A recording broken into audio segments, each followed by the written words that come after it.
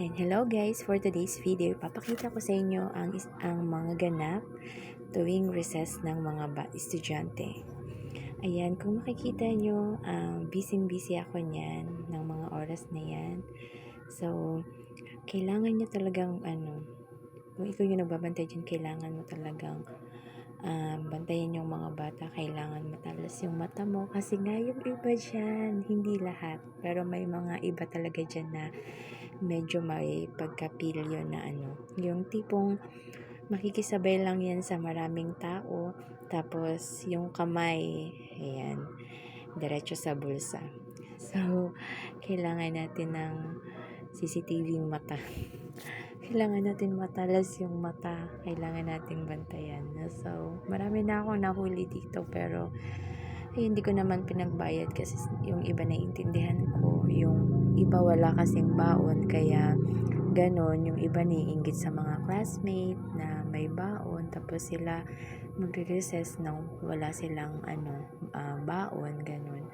So, kahit nahuli ko sila, pagsasabihan ko lang na wag nang uulitin. Tapos, kailangan mo lang advisean para hindi naman mapahiya. So, maintindihan mo lang din kasi sila kasi nga nagagawa nila yun dahil sa wala silang baon or hindi sila nabigyan ng magulang nila. Ayan. Makikita nyo dyan, sobrang busy ako kasi meron akong snow cone. So, na-advance ko na siya na nilagay ko na yung ice sa styro para pag dumating sila, ready na kaagad. Hindi na ako magka-crush ng ice. So, ayan. Meron pang mga bata dyan sa labas nagsisigawan na ante. Ako una, Ang hirap pag mag-isa ka, pero na-enjoy ko naman minsan. Minsan kahit minsan nakakapagod. Pero, sulit naman.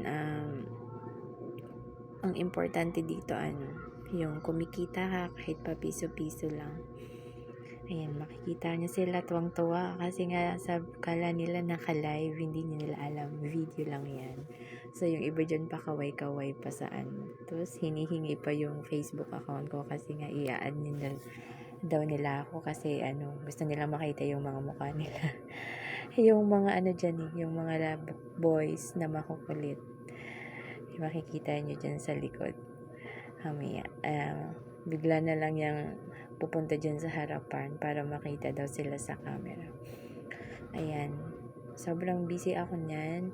Basta, 9:30 hanggang 10. 30 minutes lang naman yan.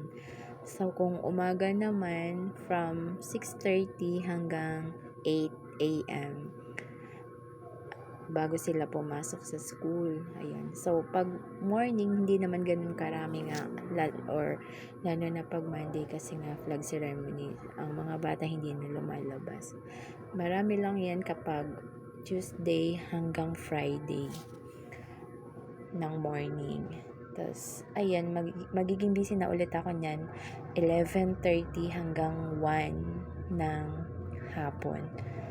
So, ang sunod nun 4 p.m. naman, paglabasan na nila hanggang 5 or minsan hanggang 5:30 kasi nga yung iba late lumabas kasi cleaners yung iba.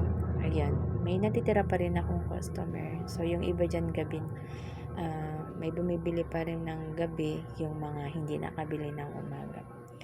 So, makikita nyo dyan kung gaano ako ka-busy. Ako lang mag-isa niyan.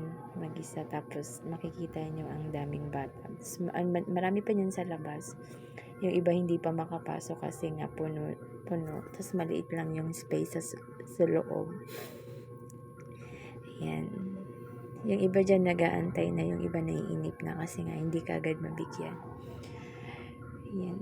Mas mabenta kasi dito yung yung mga pag ganyang mga grade 6 na puro junk foods. Siguro nagsasawa na saan. Ayan. Tapos yung iba, pag mainit, yung snow cone, yan yung mabenta ko dito. Ayan. Tas kailangan talaga mabilis ka kumilos. So, kapag hapon na talaga or gabi na, sobrang sakit na sa katawan. Kasi nga, sa ano yun, sa sobrang busy mo. Tapos, ayan, kung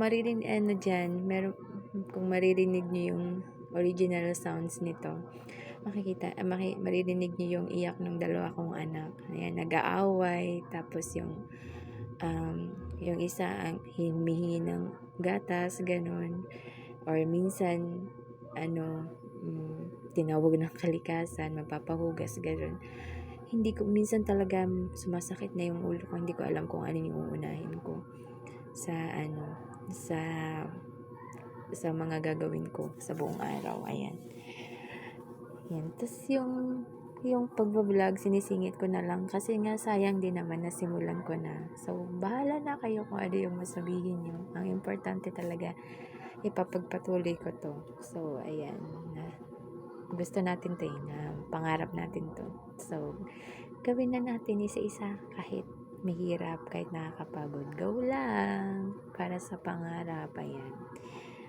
Kaya makita nyo, natataranta na ako. Hindi ko na alam kung sino yung uunahin ko, kung sino yung mga nagbayad, kung sino yung susuklian. Hindi ko na alam kung sino yung ayan, tinan mo yung mukha, busy na. Minsan hindi mo na rin alam kung tama pa ba yung nasusukli mo. Kasi nga, yung iba dyan, makukulit. Yung sigaw ng sigaw, tawag ng tawag. Tapos, may magbabayad dito, may magbabayad doon, mag-aabot ng bayad. Tapos yung iba, hihingi ng sukli. Tapos hindi mo na matatandaan kung ano yung binigay nila, magkano yung binayad nila. So, ikaw na busy. Kung magkano yung sinabi nila, yun na lang yung ibibigay. So, siguro naman, hindi naman sila mandadaya.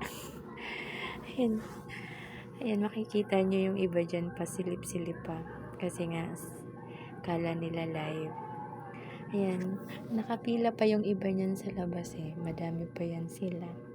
Tapos yung iba ay hindi na lang pumapasok kasi nga, mayroong mga bata kasing matagal pumili, hindi alam kung ano yung bibilhin. So, lahat na lang ng price, tinanong, lahat na lang yung tinda mo, tinanong. Tapos, maya-maya, nakapag-decide na hindi naman pala bibili. So, isa din yun sa mga kailangan mong intindihin kapag nagtitinda ka. Yung may mga batang wala lang, nakikisabay lang pero wala naman planong bumili. So, nakikisiksik lang. Yung pangpadami lang sila. Ayan, medyo konti na yung tao. Tapos mamaya na lang ulit yan. From 11 a.m. hanggang 1 p.m. naman ulit yung balik nila. So, hanggang dito na lang guys. Thank you for watching. Thank you.